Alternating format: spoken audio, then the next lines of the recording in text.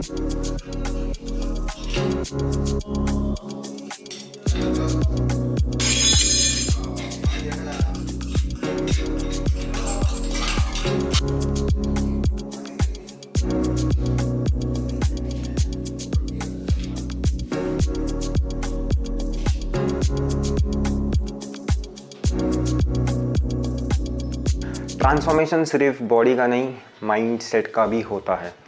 काफ़ी टाइम बाद vlog record कर रहा हूँ। रीज़न ये है कि मैं बिज़ी चल रहा था, जिसकी वजह से जो मेरा बेसिक गोल था ना कि मैं कैमरा उठाऊँगा, व्लॉग बनाऊँगा और वीडियोस वगैरह, मतलब अपने आप को एक तरीके से डॉक्यूमेंट करूँगा कि मैं जब 40-50 साल का होता ना, मेरा गोल ये था, मैं जब 40-50 साल का होता तो मैंने अपनी भाई पूरी डॉक्यूमेंट्री एक रखी हो, ठीक है, कि जिससे मैं देख सकूँ मैं कहाँ था और कहाँ पहुँच गया। अब रीज़न ये है कि जब जब मैं कैमरा नहीं उठाता हूँ या जब जब मैं एक ऐसा पब्लिश नहीं करता हूँ ना अपने गोल को कि भाई मैं एक बढ़िया फिजिक अचीव करूँगा, मैं एक थोड़ा वेल सेटल या एक थोड़ा मिडिल क्लास से थोड़ा ऊपर वाली लाइफस्टाइल जो है उसे अचीव करूँगा। और क्या होता है कि मैंने जो सोच रखा होता है ना, ये हो नहीं पाता, ठीक है। तो इसलिए मैंने आज फाइनली कैमरा उठा लिया, क्योंकि मुझे अपने आप को कल परसों ऐसा हिट हुआ कि जो मेरी फ़िज़ीक है वो नीचे जा रही है।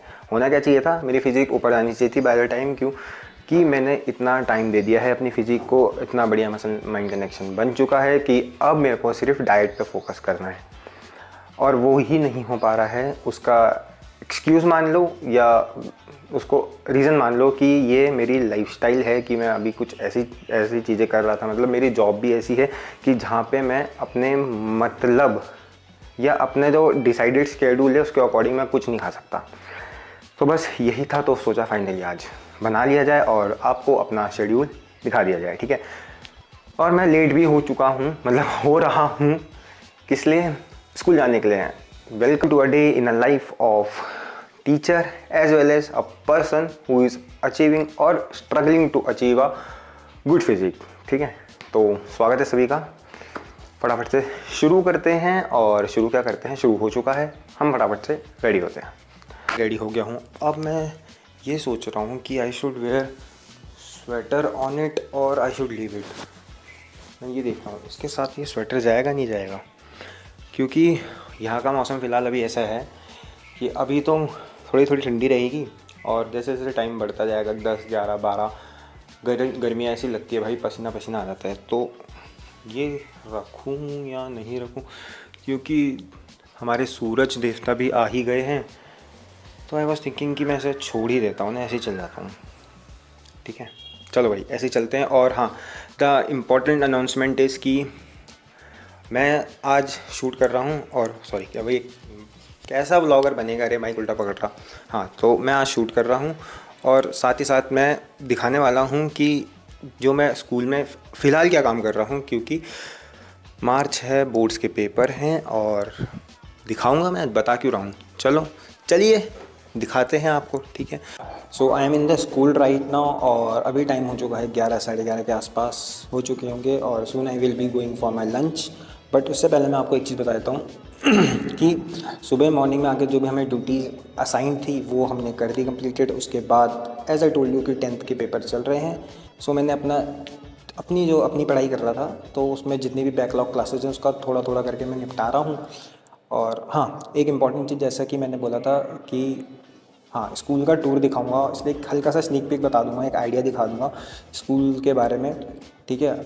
पहला इसी स्कूल का ग्राउंड अच्छा है, बट उससे पहले मैं ये बताऊं कि मेरे को इस स्कूल में क्या, मतलब हर स्कूल्स में मेरे को एक चीज़ पॉइंट बहुत अच्छी लगती है कि टीचर्स का ना इंटरेक्शन छोटे बच्चों के साथ काफ़ी अच्छे से होता है ना। और कल होली है, तो आज होली मिलन समारोह चल रहा था स्कूल में, तो मैंने देखा कि भाई एक बहुत प्यारा क्यूट मूवमेंट आया कि दो बच्चे आपस में ना कलर्स लगा रहे थे एक दूसरे को। द बेस्ट पार्ट इज़ कि एक बच्चे ने दूसरे बच्चे को, यार थोड़ा ना ज़्यादा मत लगाइए यार, गाल ख़राब हो जाते हैं मतलब यार बहुत बढ़िया चीज़ लगी मेरे को। अपने टाइम याद आ गया था कि हम ऐसे ऐसे खेलते थे होली, हमने भी बहुत भयंकर तरीके से होली खेली है, कीचड़ होली, गोबर होली, मतलब जो भी हो सकता है, ठीक है। तो वो थोड़ा अपना टाइम याद आया।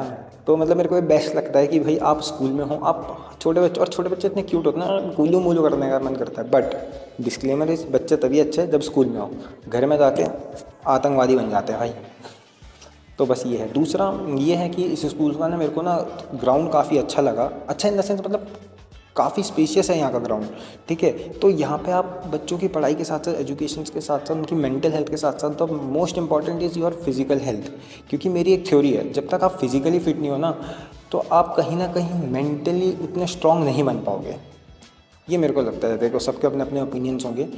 और दूसरा ये है इस स्कूल का कि this school focus on inclusive education, ठीक है, जो कि बहुत बेस्ट पार्ट है मेरे को इस स्कूल का लगा। बेस्ट पार्ट इसलिए क्योंकि काफ़ी जगह देखा मैंने, देहरादून में ही मोस्टली स्कूल्स हैं जो इंक्लूसिव एजुकेशन को सपोर्ट नहीं करते। यहाँ पे क्या है कि इंक्लूसिव एजुकेशन हो रहा है, मतलब सारे बच्चे एक साथ आके मिल रहे हैं, बैठ रहे हैं, खा रहे हैं, खेल रहे हैं, ठीक है, एक दूसरे को समझ रहे हैं। क्योंकि कहीं ना कहीं हमें भी एज अ साइकोलॉजिस्ट या एज अ पर्सन मैं बोलूँ कि मेरे को भी पता लगेगा कि सामने वाला बंदा अगर ऐसे बिहेव कर रहा है तो इसके क्या रीज़न होगा, कौन सा न्यूरोट्रांसमीटर इसमें कौन से न्यूरोट्रांसमीटर की वजह से ये हो रहा है, क्या भाई मतलब बंदे का सामने वाला कैसा फील कर रहा है, क्यों, अगर उसने एग्रेसिव बिहेवियर दिखाया, या अगर उसे मान लो ADHD का बंदा है, अगर उसे सिम्टम्स है, उसे बाहर जाना है, उसे चलना है, तो ऐसा क्यों हो रहा है। हम एज अ ह्यूमन अगर हमें सामने वाला पर्सन ऐसा मिल रहा है तो हम कैसे बिहेव करें, भाई वो तो नहीं हम बिहेव कर पाएगा ना हमारे जैसा। बट हमें देखना है कि हम अपने आप को कैसे, जिसे हम साइकोलॉजी में बोलते हैं वो फैमिली एजुकेशन, कि फैमिली को कैसे एजुकेट किया जाए, how they can handle their child, ठीक है। तो बस ये चीज़ मेरे को काफ़ी अच्छे से लगी। और बच्चे तो भाई बहुत क्यूट होते हैं, ठीक है। और अभी देखते हैं बच्चे नीचे होली खेल रहे हैं, अगर स्नीक पिक का मौका मिल गया तो मैं दिखा दूंगा और आपको ग्राउंड भी दिखा दूंगा, जो कि बहुत बढ़िया है, ठीक है।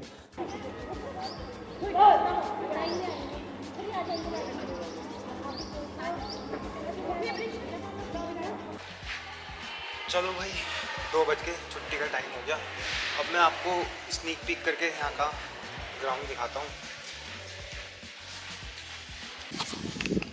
तो ये है यहाँ का ग्राउंड भाई, ये देखो यहाँ से पूरा वो पीछे तक,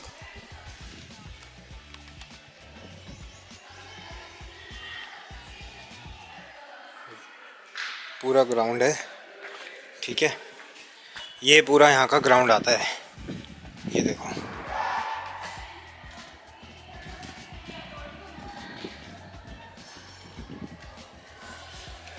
और ये नीचे कैंपस।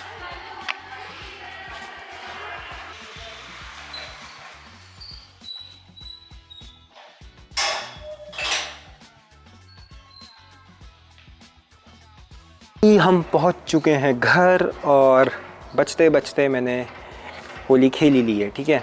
तो बहुत मज़ा आया, बहुत तो नहीं मतलब ठीक ठाक मज़ा आया, ठीक है। छोटे मोटे मूवमेंट्स एंजॉय करें और मेरे को फिर से रंग दिया गया है, फिर से इन द सेंस मैंने पहले टीका लगाया, गाल में लगाया, मैंने मुंह धो के मस्त बस में बैठा। बट एज़ यू नो, बुरा ना मानो, होली है, ठीक है। मेरे को रंग दिया गया और मेरे को बुरा भी नहीं लगा। तो अब फटाफट से मच नीडेड और मच रिक्वायरमेंट चीज़ है नहाना। उससे पहले मैं बनाऊंगा प्री वर्कआउट मील। अब बैटरी का मैं तो ऐसे चार्ज में लगाता हूँ, मील में बता देता हूँ प्री वर्कआउट में क्या लेता हूँ। 2 ब्रेड और उसमें पीनट बटर और एनर्जी के लिए 1 बनाना, ठीक है। ये मेरी प्री वर्कआउट मील रहती है और साथ साथ कॉफ़ी। इसको मैं इंटेक करता हूँ 30 to 35 minutes before going to the gym या बिफ़ोर स्टार्टिंग माई वर्कआउट।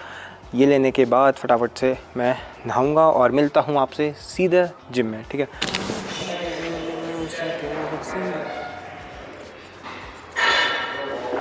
आज हमारा जो सेशन है वो पुश का होने वाला है, जिसमें हम परफॉर्म करते हैं 3 चेस्ट, 2 शोल्डर और 2 ट्राइसेप की। 2 3 4 5 6 7, हाँ 7 एक्सरसाइज होती है हमारी पुश के सेशन में।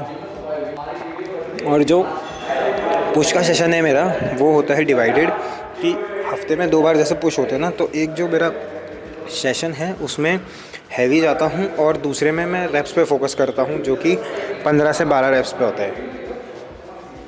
शोल्डर है राइट साइड वाला, उसे हो गए हैं 4 से 5 महीने, वो ठीक हो गए ही नहीं रहा है भाई। वो 2 दिन के लिए ठीक होता है, चौथे दिन फिर वो अपनी ऐसी तैसी करा देता है, तो वो ठीक ही नहीं हो रहा, ठीक है। पहले वार्म अप के लिए सबसे बेसिक जो एक्सरसाइज है शोल्डर के लिए, हम स्टार्ट कर रहे हैं चेस्ट और शोल्डर दोनों का मूवमेंट के लिए पुशअप से स्टार्ट करेंगे, कि थोड़ा वार्म अप हो जाए और बॉडी थोड़ी लोड लेने की आदत हो जाए राइट साइड ना, क्योंकि पुशअप भी मैं लगभग 15-20 दिन बात कर रहा हूँ।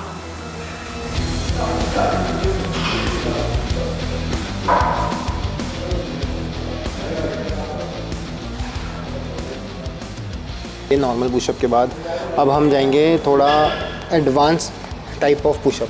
वो ये है कि जो हमारे शोल्डर है उसमें थोड़ा हम लोड देंगे। कैसे? बॉडी का बैलेंस आ जाएगा। अब इसमें पुशअप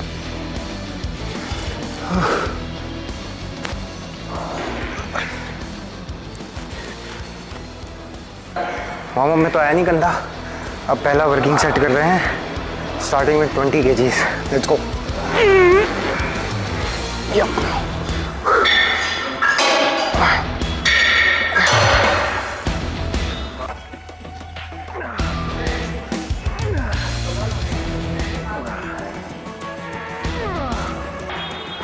अब हम जाएंगे अपने लास्ट सेट की तरफ, जो कि रहेगा 40 kg से करेंगे ट्राई।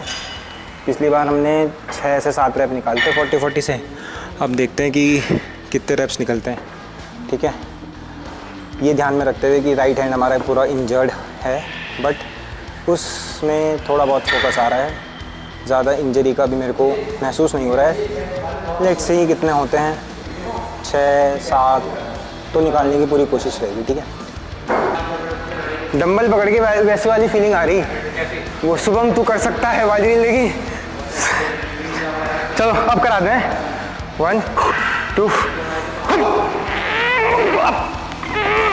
छोड़ो छोड़ो छोड़ो, हाथ छोड़ दो, खड़े रहना बस है।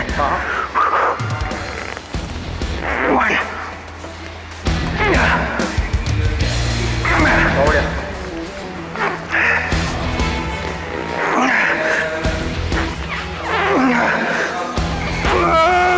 हल्का, लास्ट हो गया। चलो भाई नेक्स्ट एक्सरसाइज कर रहे हैं। अरे ये तो बहुत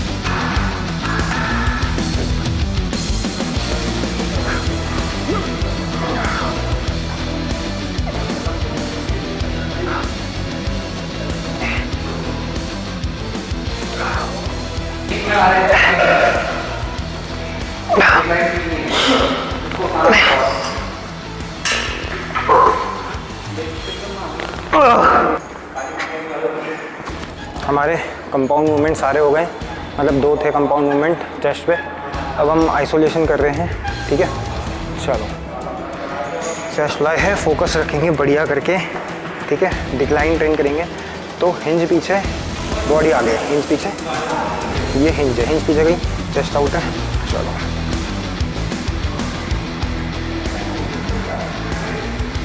4 5 ये मूवमेंट कर रहे हो ना, इसमें एक चीज़ का ध्यान रखना है कि चेस्ट आउट रखते हुए हमें अपनी एल्बो को मिलाना है। फोकस ये रखना है कि हम अपनी एल्बो को मिला रहे हैं, तो पूरा फोकस चेस्ट पे आएगा, चेस्ट पंप होके बाहर आएगी। ठीक है, तो देखो जब आप यूँ कर रहे हो तो चेस्ट अलग ही पता चलती है। ठीक है,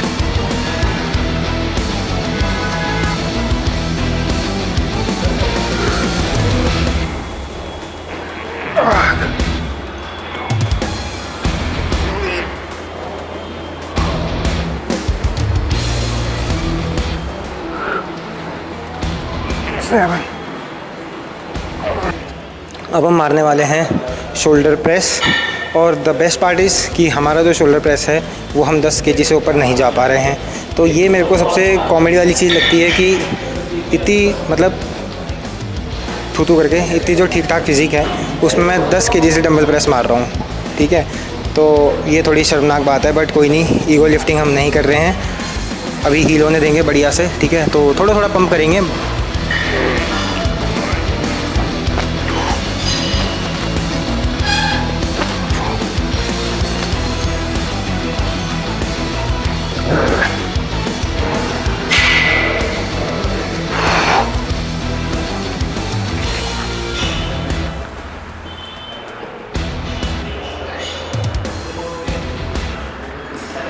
एट 9।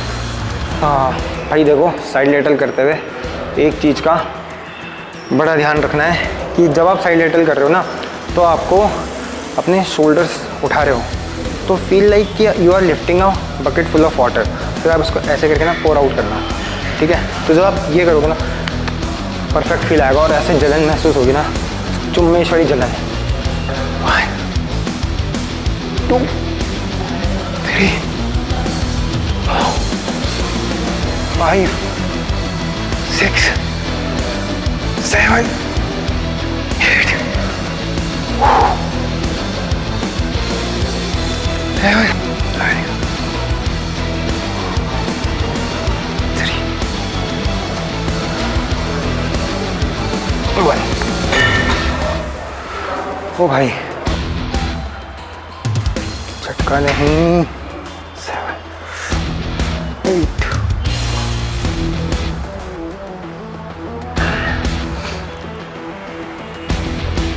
अयो रब्बा।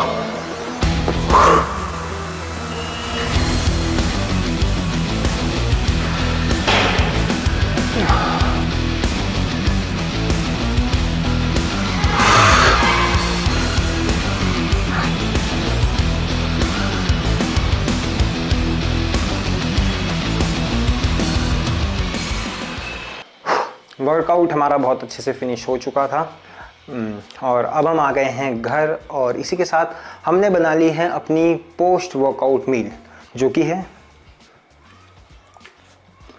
ये बनाई है मैंने, दिख रहा है, गिर ना जाए बस। ये बनाई है मैंने 4 अंडों की भुजिया, उसके साथ 1 रोटी, और ये है मेरा क्रिएटिन, ठीक है। प्रोटीन मैं पीता हूँ इसी टाइम पे, बट अनफॉर्चुनेटली प्रोटीन मेरा फिनिश हो चुका है और फिलहाल मैं ये सोच रहा हूँ कि 15-20 दिन बिना प्रोटीन के काम चला लूँ। Protein in the sense protein powder की मैं बात कर रहा हूँ, ठीक है।